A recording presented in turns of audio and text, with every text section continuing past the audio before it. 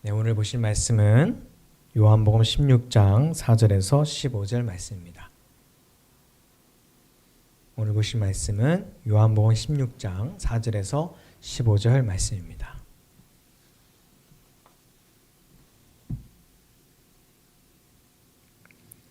저와 여러분이 한 절씩 교독하겠습니다.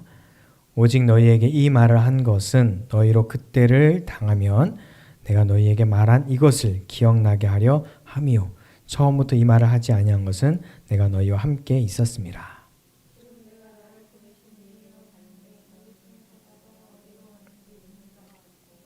도리어 내가 이 말을 함으로 너희 마음에 근심이 가득하였도다.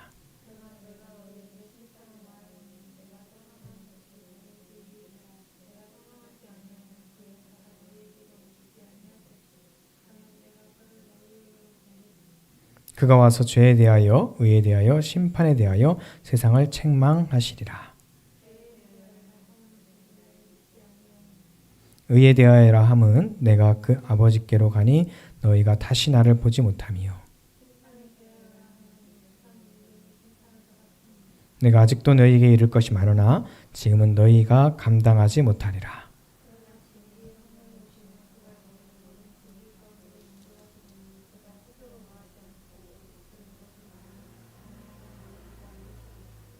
그가 내 영광을 나타내니 내 것을 가지고 너희에게 알리시겠음이라.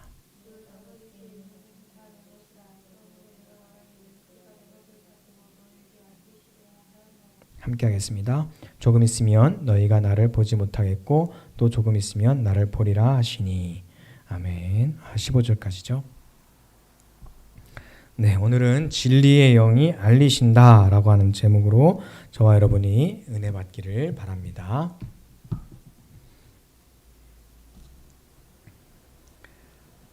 할렐루야, 사랑하고 축복합니다. 네, 메리 크리스마스. 네, 아직 12월 얼마 되려면 좀 남았지만 벌써 5월이에요. 아니, 5월이 아니라 5월 마지막 주를 달려가고 있습니다. 금방 이제 크리스마스 온다는 얘기죠. 이 교회 절기상 중요한 큰 포인트가 있는데요. 오늘은 성령 강림절이에요. 자, 교회 절기 중에서 가장 중요한 절기가 뭐예요? 성탄절. 그 다음은 부활절. 그리고 성령 강림절입니다. 성령 강림절이 부활절과 성탄절에 비해서는 조금 소홀한 느낌이 있지만 그래도 성령 강림절이 교회의 탄생의 기원이 되는 아주 중요한 절기입니다. 그리고 성령 강림절로 시작을 해서 대림절까지 거의 1년의 반 정도가 성령 강림절 후 이렇게 쭉 절기가 시작이 되죠. 성령 강림절 하면 사실 가장 생각이 많이 나는 그리고 많이 읽혀지는 말씀이 사도행전 2장의 말씀입니다. 제자들이 모였을 때에 급하고 강한 바람 같은 성령님께서 제자들에게 임하셔서 각 나라의 방언으로 말하게 하고 복음을 선포하게 하는 그 장면, 예수님을 전하는 그 장면을 가장 많이 읽고 또한 생각을 하지요. 성령의 임재를 통해서 저와 여러분이 복음을 전하며 예수 그리스도를 전하는 저와 여러분 되기를 간절히 바랍니다. 성령을 받았을 때 성령을 받은 사람들이 하게 되는 모습을 잘 보여주고 있어요. 그러나 성령에 대해서는 자세히 말씀해주고 있는 곳이 오히려 요한복음, 오늘의 말씀이죠. 특히 오늘 말씀을 통해서 성령께서 어떤 분이시며 왜 오셨는지, 성령의 이름은 무엇인지 말해주고 계십니다. 요한복음에서 성령의 독특한 이름을 말씀해주고 계셔요. 그 이름이 바로 보혜사입니다. 보혜사는 파라클레이토스라고 하는 말인데요. 상담자, 위로자 이렇게 번역될 수도 있어요. 문자 그대로 번역하자면 함께 있는 분이라고 하는 뜻입니다. 자, 예수님의 또 다른 이름이 있어요. 뭐죠? 임마누엘입니다. 자, 임마누엘의 뜻 기억나세요? 예수님의 탄생을 알리면서 천사가 마리아에게 알리면서 예수님의 이름 임마누엘을 말씀하시며 그 뜻을 알려주셨죠. 하나님께서 우리와 함께 계시다라고 하는 뜻이에요. 예수님께서 하나님과 우리와 함께 계심을 우리에게 보여주시기 위해서 인간의 몸을 입고 이 땅에 오신 분이 바로 예수님이라는 거죠. 성령님은 예수님의 빈자리를 또한 대신하여 우리와 함께 하시는 영이십니다. 자, 요한복음 15장 26절 말씀 같이 읽겠습니다. 내가 아버지께로부터 너희에게 보낼 보혜사 곧 아버지께로부터 나오시는 진리의 성령이 오실 때에 그가 나를 증언하실 것이요 라고 말씀하십니다. 자, 예수님께서 증언하신대요. 파라클레이토스라고 하는 말은 또 다른 말로 변호자, 대변인, 중재자 이런 말로 번역할 수 있습니다. 다시 말하면 곁에서 대신 말해준다는 거예요. 변호해준다는 뜻이죠. 누구를 변호해줘요? 우리를 변호해줘요? 아니면 예수님을 변호해줘요? 우리를 변호해 주시는 것 같죠? 근데 여기서는 심판 앞에서 나 대신 나의 죄를 대신 지신 예수님과 헷갈리시면 안 돼요. 성령님은 예수님을 변호하시고 예수님을 대변하시며 예수님을 세상과 중재하시는 분이십니다. 이 단어들이 주는 우리의 편견이 있어요. 자, 변호를 하는 변호사 하면 보통 죄를 지은 죄인들을 판사 앞에서 잘 이야기해주는 이미지가 있잖아요. 그 단어가 주는 우리의 보통 이미지가 있습니다. 죄를 지었기 때문에 혹은 법률 상식을 잘 모르기 때문에 판사 앞에서 이렇게 대변해주는 변호사를 생각하는데 대변인, 중재자, 상대방에게 소개하며 전달하는 그런 역할을 하는 분이신데 좀 달리 생각해 보면 좋겠어요.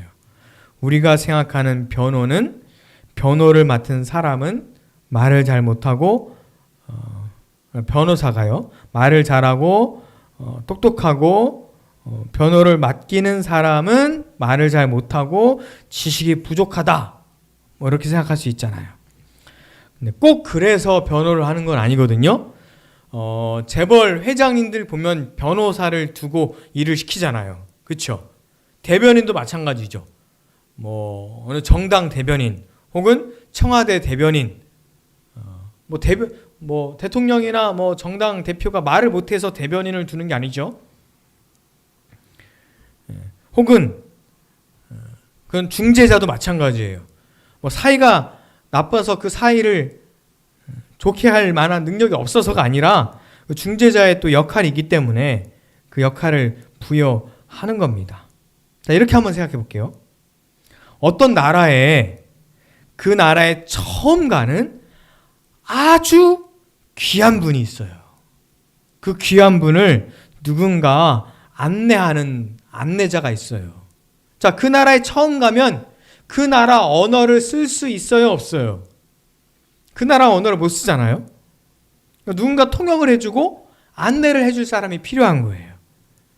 그 안내를 해주고 통역을 해주며 소개시켜주는 역할, 그런 역할을 성령께서 하신다라고 보면 되죠. 자, 근데 이왕이면 그 사람을 소개시켜주는 자가 그 나라에서 조금 더 신뢰할 만한 사람이라면 더 좋겠죠. 지금 성령님께서, 보혜사 성령님께서 진리의 영으로 예수님을 사람들에게 소개시켜주고 변호해주며 또한 중재하는 역할을 한다라고 하는 겁니다. 요한복음 14장 26절 같이 읽겠습니다. 보혜사 곧 아버지께서 내 이름으로 보내실 성령, 그가 너희에게 모든 것을 가르치고 내가 너희에게 말한 것을 생각나게 하리라. 예수님의 말씀을 생각나게 하신답니다. 예수님께서 무슨 말씀을 하셨을까요? 여러 말씀을 하셨지만 예수님의 모든 말씀은 결국 하나님께서 너희를 사랑하신다라고 하는 말씀입니다. 그리고 그 사랑을 예수님께서 단순히 말로만 전해주신 것이 아니라 몸으로, 생명으로 십자가에서 우리에게 보여주셨습니다. 자, 예수님께서 그렇게 높은 크고 크신 그 하나님의 사랑, 너무 커서 우리가 도저히 볼 수 없는 그 사랑, 너무 높아서 우리가 올라갈 수도 없는 그 하나님의 사랑, 닿을 수도 없는 그 하나님의 사랑, 그 사랑을 감히 우리는 받을 수도 없고 이해할 수도 없는데, 그 크신 하나님의 사랑을, 그 하나님의 마음을 인간의 몸을 입고 이 땅에, 특별히 2000년 전에 유대 땅에 유대인의 몸으로 구약의 그 역사 가운데 예수님이 오셨다는 거예요. 왜죠? 구체적으로 이해를 시켜주려고요. 너무 크신 사랑은 우리가 알 수 없어요. 그래서 인간 수준의 사랑을 보여주시려고, 그것도 굉장히 큰 사랑이지만 인간의 몸을 입고 특정한 장소, 특정한 시간에 오신 거죠. 그게 바로 성육신입니다. 구약 성경에서 메시아를 보내주겠다, 구세주를 보내주시겠다라고 계속해서 약속하셨는데, 그 약속의 성취하에 예수님께서 오신 것이죠. 바람을 통해서, 구름을 통해서, 때로는 햇빛을 통해서, 때로는 새소리를 통해서, 때로는 물소리를 통해서, 때로는 비가 올 때, 때로는 햇빛이 쨍 칠 때, 하나님께서 이렇게 좋은 날씨를 주셨구나. 하나님께서 이렇게 우리를 인도하시는구나. 하나님 살아 계시는구나. 하나님께서 우리를 사랑하시는구나. 이렇게 느낄 수 있으면 얼마나 좋을까요? 하나님은 그렇게 모든 만물을 통해서, 모든 현상을 통해서, 모든 순간을 통해서 하나님께서 사랑한다라고 말씀하고 계시는데, 그 사랑을 깨닫지 못하는 사람들을 위해서 하나님께서 특별히 아들을 이 땅에 보내주셔서 하나님의 사랑을 우리에게 알려주셨다는 거예요. 8절부터 11절 말씀 같이 읽겠습니다. 그가 와서 죄에 대하여, 의에 대하여, 심판에 대하여 세상을 책망하시리라. 죄에 대하여라 함은 그들이 나를 믿지 아니하며, 의에 대하여라 함은 내가 아버지께로 가니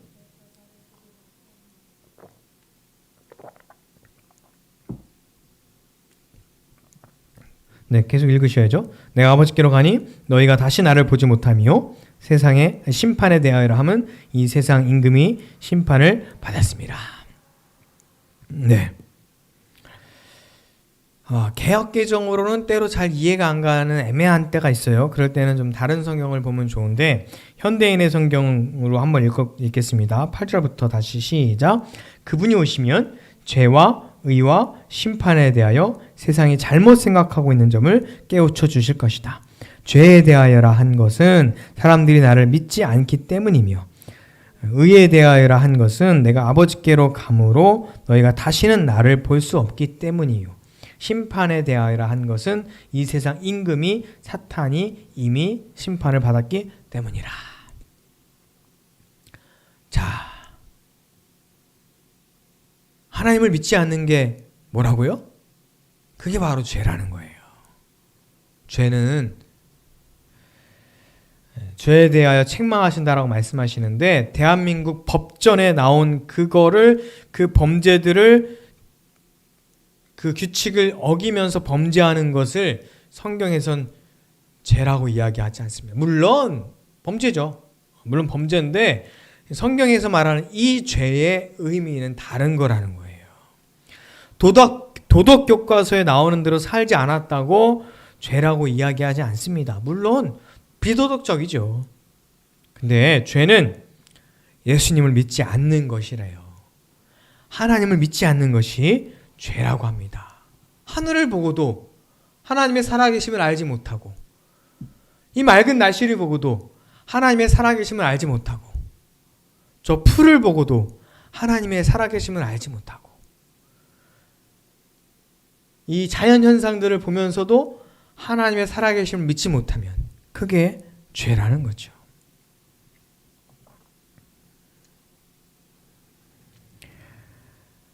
예수님을 믿는 것, 그것이 우리 하나님의 창조하신 사람들이 창조주 하나님을 믿는 것에 우리가 해야 될 본성이에요. 죄는 예수님을 믿지 않는 것이 죄인데요.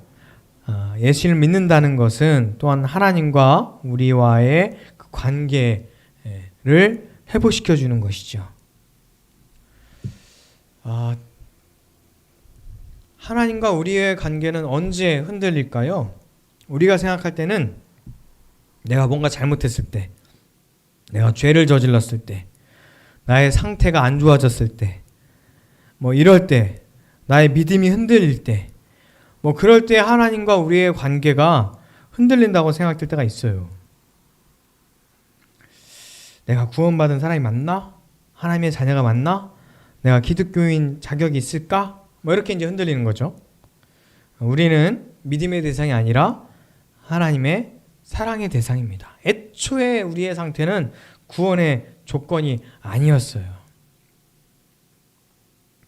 하나님과 우리의 관계를 흔들리지 않고 유지시켜 주시는 분은 내가 아니라 예수님이신 것이죠.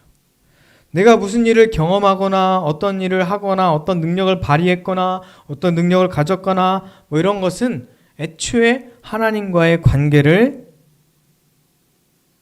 좌지우지 안 하잖아요. 하나님이 사랑하시기로 우리를 작정하셨기 때문에 우리는 하나님의 자녀가 되었고 우리는 구원받은 자녀가 된 겁니다. 그 사랑, 그 하나님의 본성 가장 잘 나타내 주시는 말씀이 바로 예수님이죠. 그 말씀이 육신이 되어 우리 가운데 오셨다는 거예요. 요한복음 1장 14절 말씀 같이 읽겠습니다.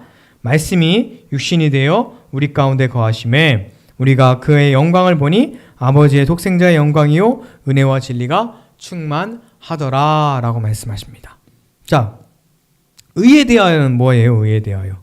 요한복음 저자가 말하는 의는 예수님께서 하나님께로 가셨다는 거예요. 다시 못 본다는 거죠. 이게 뭐예요? 십자가에서 우리를 위해서 죽으신 예수님. 그 예수님이 하늘로 가셨다는 것은 십자가에 죽으셨고 부활하셨다는 거죠. 그게 바로 우리의 의라는 겁니다.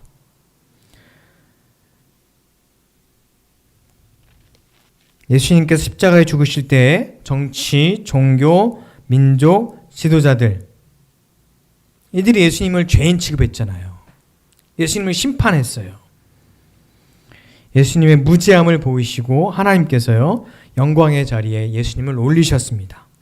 그래서 심판에 대하여 라고 하는 것도 그 말씀인 거죠.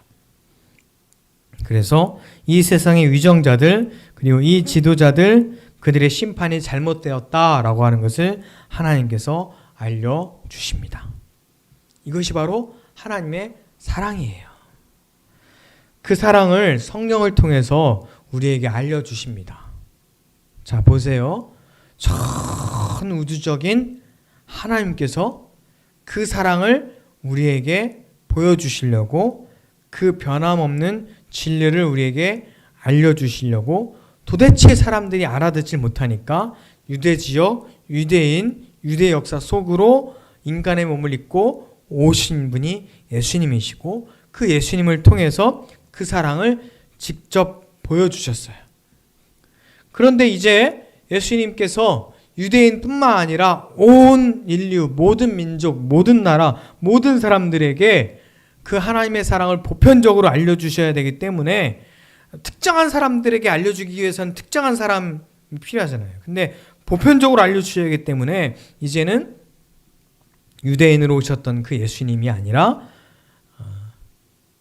보편적인 지식을 우리에게 알려주셔야 되거든요. 그래서 유대인에 오셨던 예수님이 하늘로 가셨고 대신 성령님께서 우리에게 진리의 영이신 성령님께서 예수님을 알려주시며 또한 예수님을 통해서 하나님의 크신 사랑을 깨닫게 해주시는 겁니다.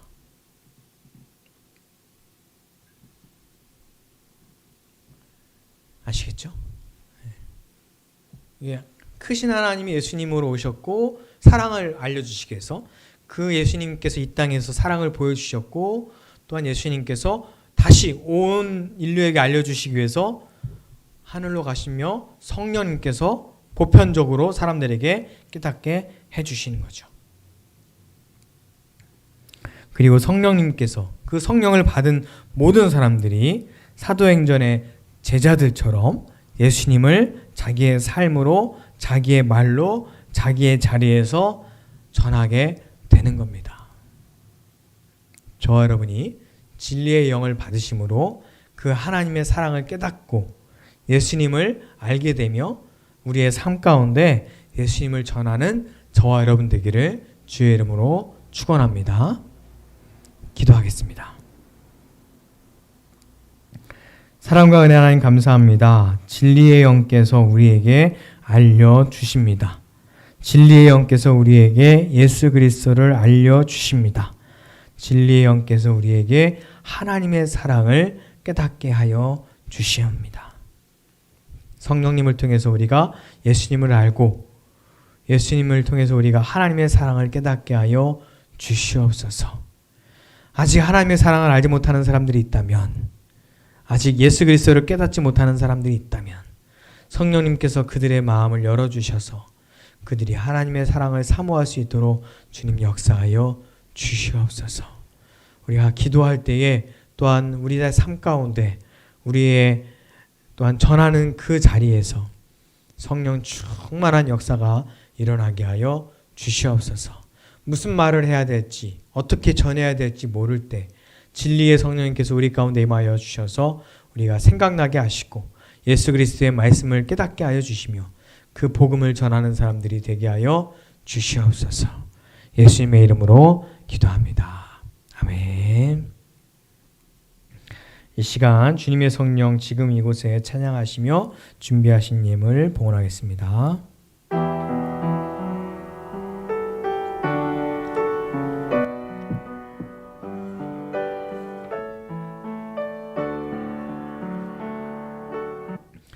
하나님 감사합니다. 이 예물을 기뻐 받아 주시옵소서. 하나님, 이 예물을 드린 손길들이 있습니다. 하나님, 그들이 어디에 있든지 무슨 일을 하든지 하나님 그들의 삶을 받아 주시옵소서. 그들이 하나님을 사랑하는 마음으로, 교회를 사랑하는 마음으로, 복음이 전파되게 하는 마음으로 주께 예물을 드렸사오니 그들의 손을 붙잡아 주시고 그들의 기도의 제목을 들어 주시옵소서. 그들의 삶 가운데 성령 충만한 역사가 일어나게 하시며 진리의 영이 그들에게 예수 그리스도를 깨닫게 하여 주시옵소서. 하나님, 이 예물이 쓰이는 곳마다 하나님의 말씀이 선포되기 원합니다. 이 예물을 통해서 주의 교회가 든든하게 서게 하여 주시옵소서. 하나님 역사하여 주실 줄로 믿습니다. 이제는 우리 주 예수 그리스도의 은혜와 하나님의 크신 사랑과 성령의 함께 하심이 오늘 예배를 드리는 모든 사람들에게, 성령을 사모하는 모든 이들에게 이제부터 영원토록 함께 하시기를 간절히 축원하옵나이다. 아멘.